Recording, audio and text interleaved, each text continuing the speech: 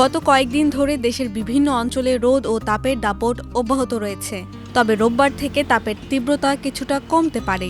একই সঙ্গে দেশের বিভিন্ন বিভাগে বৃষ্টি ও কালবৈশাখী ঝড়ের সম্ভাবনা রয়েছে। বিশেষ করে সিলেট, ময়মনসিংহ ও রংপুর বিভাগের কোথাও কোথাও ভারী বৃষ্টির আশঙ্কা রয়েছে বলে জানিয়েছে আবহাওয়া অধিদপ্তর।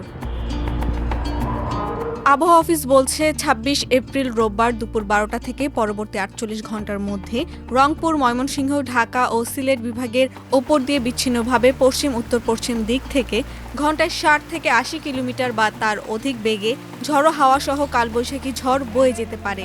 এই সময় কালবৈশাখী ঝড়ের সঙ্গে বজ্রপাত ও বিচ্ছিন্নভাবে শিলাবৃষ্টি হতে পারে। এর আগে শনিবারের পূর্বাভাসে আবহাওয়া অধিদপ্তর জানায়, দেশের উত্তরাঞ্চল ও তৎসংলগ্ন এলাকায় গভীর সঞ্চালনশীল মেঘমালা তৈরি হতে পারে এবং তা অব্যাহত থাকতে পারে। এর প্রভাবে রোববার থেকে আগামী বুধবার পর্যন্ত ময়মনসিংহ ও সিলেট বিভাগের কোথাও কোথাও ভারী থেকে অতি ভারী বৃষ্টি হতে পারে। এই সময় অস্থায়ীভাবে দমকা বা ঝড়ো হাওয়া সহ বজ্রসহ বৃষ্টির সম্ভাবনাও রয়েছে।